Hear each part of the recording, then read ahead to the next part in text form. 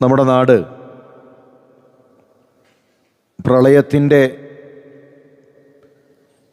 വാർത്ത നമ്മൾ കേട്ടു. നമ്മുടെ ഒരു പ്രദേശത്ത് അതിൻ്റെ പ്രയാസങ്ങളില്ല എങ്കിലും ദൃശ്യമാധ്യമങ്ങളിലൂടെ മറ്റുള്ള ജില്ലയിൽ അവരനുഭവിക്കുന്ന പ്രയാസങ്ങളും പ്രതിസന്ധികളുമൊക്കെ കാണാനും അറിയാനും നമുക്ക് സാധിച്ചു. കോടികളുടെ നഷ്ടങ്ങളാണ് റിപ്പോർട്ട് ചെയ്തിട്ടുള്ളത്. ആയിരക്കണക്കിന് മനുഷ്യർ അവരുടെ വീടുകളിൽ നിന്നിറങ്ങി ദുരിതാശ്വാസ ക്യാമ്പുകളിൽ കഴിയുകയാണ്.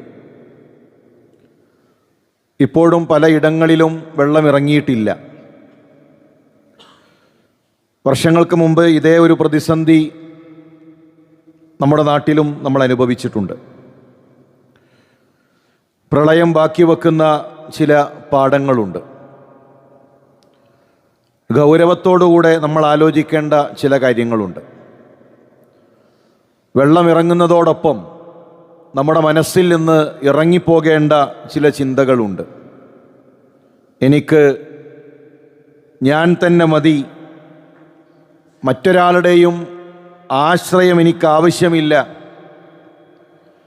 എൻ്റെ സമ്പത്ത് കൊണ്ട് എനിക്കെല്ലാം മതിയാണ് എന്ന ഒരു ചിന്ത മനസ്സിൽ നിന്ന് ഇറങ്ങേണ്ട സമയം കഴിഞ്ഞിട്ടുണ്ട്. റബ്ബിൻ്റെ ഒരു പരീക്ഷണം വന്നു കഴിഞ്ഞാൽ ആർത്തലച്ചുയരുന്ന വെള്ളം നമ്മുടെ വീട്ടിലേക്ക് നമ്മുടെ നേരെ കുതിച്ചു വന്നാൽ നമ്മുടെ വീട്ടിലെ കാർ പോർച്ചിൽ നിർത്തിയിട്ട കാറുകൾ കൊണ്ടോ നമ്മുടെ അക്കൗണ്ടിലെ സംഖ്യകൾ കൊണ്ടോ എത്ര വലിപ്പമുള്ളതാണെങ്കിലും ആ വീടിൻ്റെ ഭംഗി കൊണ്ടോ മതിലുകൾ കൊണ്ടോ റബ്ബിൻ്റെ പരീക്ഷണത്തെ തടഞ്ഞു നിർത്താൻ കഴിയുകയില്ല, അതിൽ നിന്ന് ഓടിപ്പോകാൻ കഴിയുകയില്ല എന്ന് നമ്മൾ മനസ്സിലാക്കി. മനുഷ്യൻ ദുർബലനാണ്. വഖുലിഖൽ ഇൻസാനു ദഈഫ, ദുർബലനായിക്കൊണ്ടാണ് മനുഷ്യനെ സൃഷ്ടിച്ചിട്ടുള്ളത്. നമുക്ക് അഹങ്കരിക്കാൻ മാത്രം ഒന്നുമില്ല. നമ്മൾ ദുർബലരാണ്. 20 വർഷം കഷ്ടപ്പെട്ടുണ്ടാക്കിയ പ്രവാസ ലോകത്തെ ആ മുഴുവൻ സമ്പത്തും വെച്ചുണ്ടാക്കിയ കട അത് മുങ്ങി നശിക്കുമ്പോൾ, അതിലുള്ള സമ്പാദ്യങ്ങൾ മുഴുവൻ ഇല്ലാതാകുമ്പോൾ നിസ്സഹായനായി നോക്കി നിൽക്കാൻ മാത്രം കഴിയുന്ന ദുർബലനാണ് മനുഷ്യൻ. പ്രിയപ്പെട്ട ഭാര്യയും മക്കളും ജീവന് വേണ്ടി അപേക്ഷിക്കുമ്പോഴും ഒന്നും ചെയ്യാൻ കഴിയാതെ നോക്കി നിൽക്കാൻ കഴിയുന്ന ദുർബലനാണ്, നിസാരനാണ് മനുഷ്യൻ. ഒരുപാട് കഷ്ടപ്പെട്ട് ആശിച്ച് തയ്യാറാക്കിയ വീട്, ആ വീട്ടിലേക്ക് വെള്ളം കയറുമ്പോൾ ഓരോന്നോരോന്നായി നശിക്കുമ്പോൾ അത് കണ്ടു നിൽക്കാൻ മാത്രം കഴിയുന്നു എന്നതല്ലാതെ മറ്റൊന്നും ചെയ്യാൻ കഴിയാത്ത ദുർബലനാണ്, നിസാരനാണ് മനുഷ്യൻ. നമുക്ക് വലിയ വിജ്ഞാനമൊന്നുമില്ല. വമാ ഊതീതും മിനൽ ഇൽമി ഇല്ലാ ഖലീല, കുറഞ്ഞ വിജ്ഞാനം മാത്രമാണുള്ളത്, കുറഞ്ഞ അറിവ് മാത്രമാണുള്ളത്. റബ്ബിൻ്റെ പരീക്ഷണത്തിൽ നിന്ന് കുതറിമാറാനുള്ള കഴിവും സാമർഥ്യവും അതിനുള്ള അറിവുമൊന്നും നമുക്കില്ല. 800 കോടി ചിലവഴിച്ച് പ്രളയത്തെ അതിജീവിക്കാൻ പോകുന്ന റോഡ് നിർമ്മിച്ചിട്ടുണ്ട് നമ്മുടെ നാട്ടിൽ.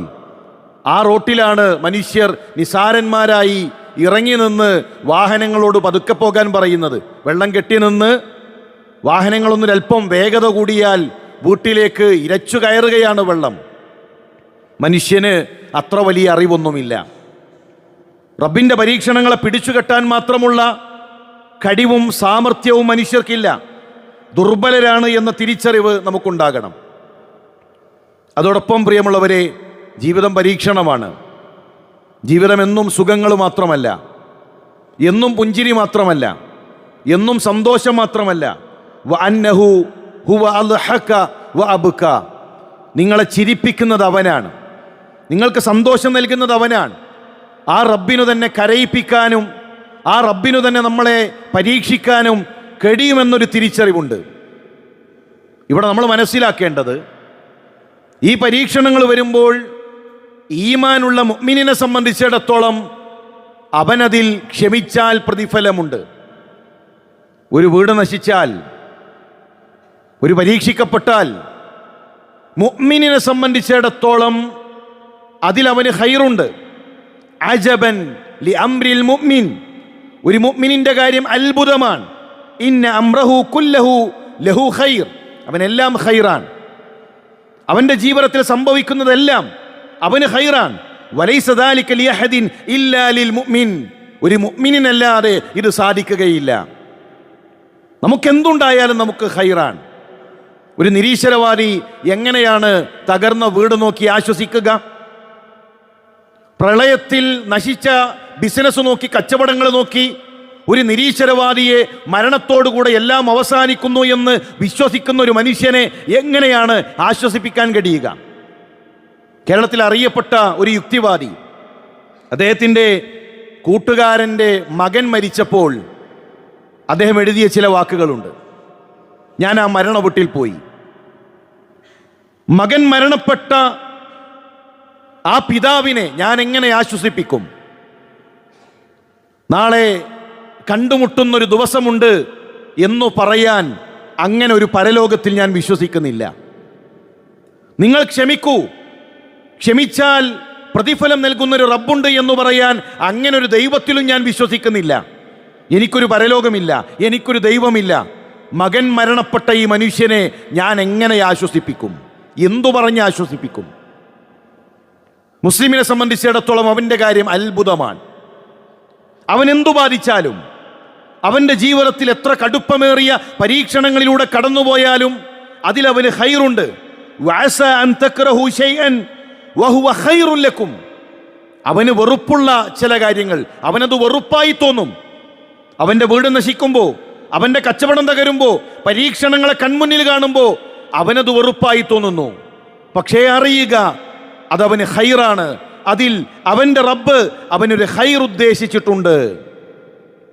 അങ്ങനെ ഏതു പരീക്ഷണങ്ങളെയും നോക്കിക്കാണാൻ നമുക്ക് സാധിക്കണം. പ്രളയത്തിന് സഹായിക്കാൻ എത്തിയത് ആരാണ്? ജീവന് വേണ്ടി യാചിച്ച മനുഷ്യരെ, അവരെ തേടി അവരുടെ വീട്ടിലേക്ക് എത്തിയത് ആരാണ്?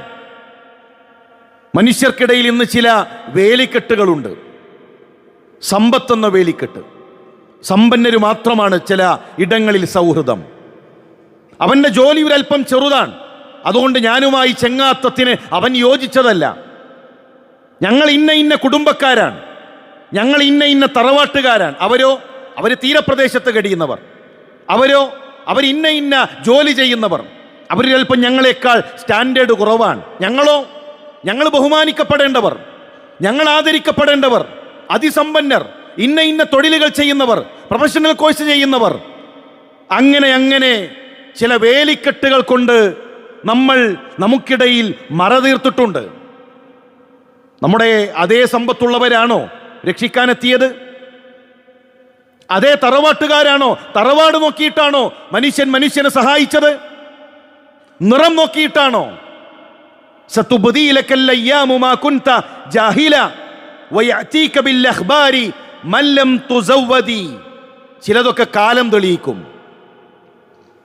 നിനക്കറിയാത്ത ചില പാഠങ്ങൾ ജീവിച്ചങ്ങനെ മുന്നോട്ട് പോകുമ്പോൾ കാലം നിന്നെ പഠിപ്പിക്കും. നീ വാർത്ത ചോദിക്കാത്തവർ പോലും നിനക്ക് വാർത്തയുമായി കടന്നു വരും. ജീവിതത്തിൽ ഒരിക്കലും എനിക്ക് ഉപകാരപ്പെടില്ല എന്നു കരുതിയവരാണ് നമ്മുടെ വീട്ടിലേക്ക് സഹായവുമായി എത്തിയത്. അവരുടെ തോണിയിലാണ് രക്ഷപ്പെട്ടത്.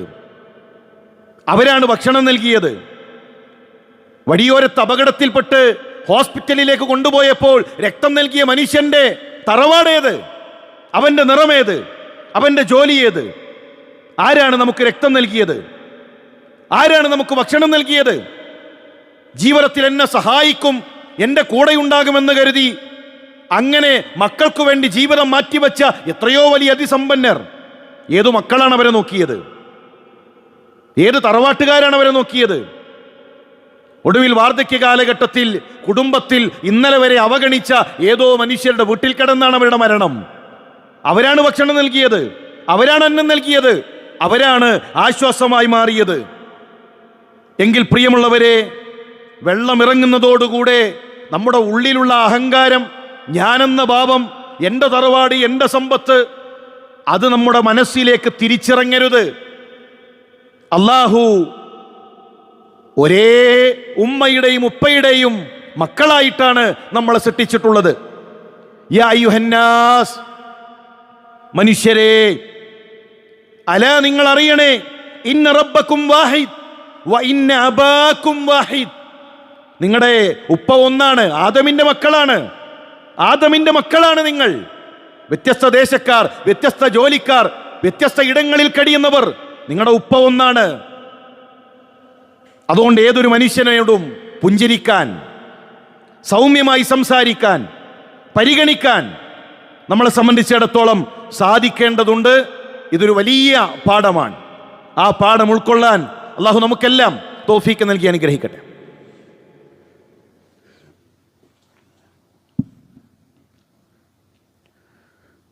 അൽഹംദുലില്ലാഹ് അൽഹംദുലില്ലാഹി റബ്ബിൽ ആലമീൻ വസ്സലാത്തു വസ്സലാമു അലാ റസൂലില്ലാഹ് വഅലാ ആലിഹി വസഹ്ബിഹി അജ്മഈൻ, അമ്മാ ബഅദ്. അള്ളാഹുവിനെ സൂക്ഷിച്ച് അവനെ വഴിപ്പെട്ട് ജീവിക്കണമെന്ന് ഉണർത്തുകയാണ്, വസിയത്ത് ചെയ്യുകയാണ്. ഈ പ്രളയം എന്നുള്ളത് നമുക്കും ഒരു പരീക്ഷണമാണ്. പ്രളയം ബാധിച്ചവരെ സംബന്ധിച്ചിടത്തോളം ഒരു പരീക്ഷണം നേരിട്ടപ്പോൾ അവിടെ അവരെന്ത് നിലപാട് സ്വീകരിച്ചു എന്ന പരീക്ഷണം നമുക്കൊരു പരീക്ഷണമാണ്. നമ്മൾ സുരക്ഷിതരാണ്. ആയിരക്കണക്കിന് മനുഷ്യർക്ക് വീട് നഷ്ടപ്പെട്ടപ്പോൾ, ആയിരക്കണക്കിന് മനുഷ്യർ അവരുടെ ഉപജീവന മാർഗം നഷ്ടപ്പെട്ടപ്പോൾ, ജീവൻ നഷ്ടപ്പെട്ടപ്പോൾ, വീട്ടിൽ നിന്നിറങ്ങി ദുരിതാശ്വാസ ക്യാമ്പുകളിൽ അന്തിയുറങ്ങേണ്ട സാഹചര്യം വന്നപ്പോൾ നമ്മുടെ വീട്ടിൽ, നമ്മുടെ പുതപ്പിൽ നിർഭയരായി നമ്മൾ കഴിയുന്നു. നമ്മുടെ കച്ചവടം സുരക്ഷിതമാണ്, നമ്മുടെ കുടുംബം സുരക്ഷിതമാണ്, നമ്മളെല്ലാവരും സുരക്ഷിതരാണ്. ആ സുരക്ഷിതരായ നമ്മൾ അവർക്കെന്തു ചെയ്തു എന്നത് പരീക്ഷണമാണ്. ഒരു പ്രാർത്ഥന കൊണ്ടെങ്കിലും സഹായിച്ചോ? ഒരു പ്രാർത്ഥന കൊണ്ടെങ്കിലും സുജൂദിലെ അത്തഹിയാത്തിൻ്റെ അവസാനത്തിലെ പ്രാർത്ഥന കെട്ടുന്ന വേളകളിലെ ഒരു പ്രാർത്ഥന കൊണ്ടെങ്കിലും നമുക്ക് സഹായിക്കാൻ സാധിച്ചിട്ടുണ്ടോ എന്ന് നമ്മൾ ആലോചിക്കണം. അവിടെ വ്യത്യസ്തങ്ങളായ സംഘടനകൾ, ആളുകൾ ജനങ്ങളെ സഹായിച്ചുകൊണ്ടിരിക്കുന്നു. പല നിലക്കുള്ള ആളുകളുടെ ആവശ്യങ്ങളുണ്ട്. നമ്മളെ സംബന്ധിച്ചിടത്തോളം എന്തെങ്കിലുമൊക്കെ ഇത്തരം കാര്യങ്ങൾ ചെയ്യാൻ സാധിക്കുന്നുവെങ്കിൽ നമ്മൾ ചെയ്യണം. ഖൈറുന്നാസി അൻഫഉഹും ലിന്നാസ്, പരോപകാരി, ജനങ്ങൾക്ക് ഉപകാരം ചെയ്യുന്നവൻ, അവനാണ് ഖൈറുന്നാസ്, ജനങ്ങളിൽ ഏറ്റവും ശ്രേഷ്ഠൻ. അവനെ കൊണ്ട് ഒരു പ്രയാസം അനുഭവിക്കുന്ന നാട്ടിൽ ആ നാട്ടുകാർക്ക് ആശ്വാസമായി അവനവിടെ ഉണ്ടാകും. ജനങ്ങൾക്ക് സഹായം ഉണ്ടാകും, ജനങ്ങൾക്ക് ഉപകാരം ഉണ്ടാകും. ഒരു ദിവസം കണ്ട് കട ലീവ് എടുക്കാൻ കഴിയില്ല, ഒരു ദിവസത്തെ ജോലിയിൽ നിന്ന് മാറാൻ കഴിയില്ല, അതല്ല. അവൻ്റെ കുടുംബം, ആ കുടുംബത്തിനോടുള്ള ബാധ്യതകൾ നിർവഹിച്ചുകൊണ്ട് തന്നെ ഇത്തരം വിഷയങ്ങളിൽ ജനങ്ങൾക്ക് ഉപകാരം ചെയ്യുന്നതിൽ അവരുണ്ടാകും. അപ്പം അത് നമ്മൾ പ്രത്യേകം ശ്രദ്ധിക്കണം. എങ്ങനെയൊക്കെ നമുക്കതിൽ ഇടപെടാൻ കഴിയുമോ അത്തരം വിഷയങ്ങളിൽ നമ്മൾ ഇടപെടണം. ഒരു റെസ്ക്യൂ സംവിധാനം നമ്മുടെ നാട്ടിലുണ്ടാകണം.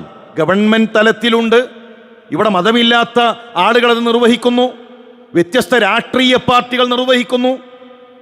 ഇത് നമ്മുടെ ദീനാണ്, നമ്മുടെ മതമാണ്. പ്രയാസപ്പെടുന്ന ഒരാളെ സഹായിക്കുക എന്നുള്ളത് നമ്മുടെ ദീൻ നമ്മളോട് കൽപ്പിക്കുന്ന കാര്യമാണ്. എന്തേ മുസ്ലിം സമുദായത്തിൽ യുവാക്കളില്ലേ? മുസ്ലിം സമുദായത്തിൽ 30-നും 50-നും ഇടയിൽ പ്രായമുള്ള എന്തിനും പോകുന്ന ചെറുപ്പക്കാരില്ലേ? ആരോഗ്യമുള്ളവരില്ലേ? അത്തരം സംവിധാനങ്ങൾ ബോധപൂർവം ആലോചിക്കുകയും ഒരു പ്രതിസന്ധി ഘട്ടത്തിൽ ഈ സമുദായം മനുഷ്യർക്ക് തണലായി, മനുഷ്യർക്ക് ആശ്വാസമായി ഉണ്ടാകണം എന്നത് പ്രത്യേകം ഓർമ്മപ്പെടുത്തുകയാണ്. കഴിഞ്ഞ പ്രളയത്തിൻ്റെ സമയത്ത് സാമ്പത്തികമായ സമാഹരണം നടത്തുമ്പോൾ ഒരു വലിയ ധനാഢ്യൻ അദ്ദേഹം പറഞ്ഞത് 50 ലക്ഷത്തിലേറെ വരുന്ന നഷ്ടമാണ് എനിക്കുണ്ടായിട്ടുള്ളത്. വലിയൊരു സംഖ്യ അദ്ദേഹം പ്രയാസപ്പെടുന്നവർക്ക് വേണ്ടി നൽകി. അദ്ദേഹം പറഞ്ഞൊരു വാക്കുണ്ട്, 50 ലക്ഷത്തിലേറെ വരുന്ന വലിയ നഷ്ടം എനിക്കുണ്ടായിട്ടുണ്ട്, പക്ഷെ എനിക്കത് തിരിച്ചുണ്ടാക്കാൻ കഴിയും. ഉറുമ്പ് അതിൻ്റെ കൂട്ടിലേക്ക് അന്നം കൂട്ടിവെക്കുന്നത് പോലെ 100ഉം 200ഉം കൂട്ടിവെച്ച് അങ്ങനെ വീടുണ്ടാക്കിയ, അങ്ങനെ സ്വരുക്കൂട്ടി വെച്ച എത്രയോ പാവങ്ങളുണ്ട്. അവർക്കത് പെട്ടെന്ന് സാധിച്ചു കൊള്ളണമെന്നില്ല. അവർക്ക് വേണ്ടിയിട്ടാണ് ഞാൻ നൽകുന്നത്. എത്രയോ പാവങ്ങൾ, അവർ പ്രയാസപ്പെടുന്നവരുണ്ട്. മഴക്കാലത്ത് നമ്മുടെ ചുറ്റുപാടുകളിൽ ചോർന്നൊലിക്കുന്ന വീടുകളുണ്ട്.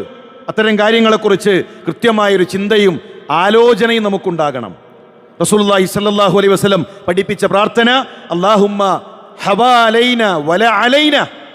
മഴ അധികമാകുമ്പോൾ പ്രവാചകൻ സല്ലല്ലാഹു അലൈഹി വസല്ലം നിർവഹിക്കാൻ പഠിപ്പിച്ച പ്രാർത്ഥന, പ്രയാസങ്ങളുടെ ഘട്ടത്തിൽ പ്രാർത്ഥിക്കാൻ പറഞ്ഞ പ്രാർത്ഥനകൾ, അത്തരം പ്രാർത്ഥനകൾ പഠിച്ച് അത് പ്രാവർത്തികമാക്കുന്ന ഒരു രൂപത്തിലേക്ക് നമ്മൾ മാറണം.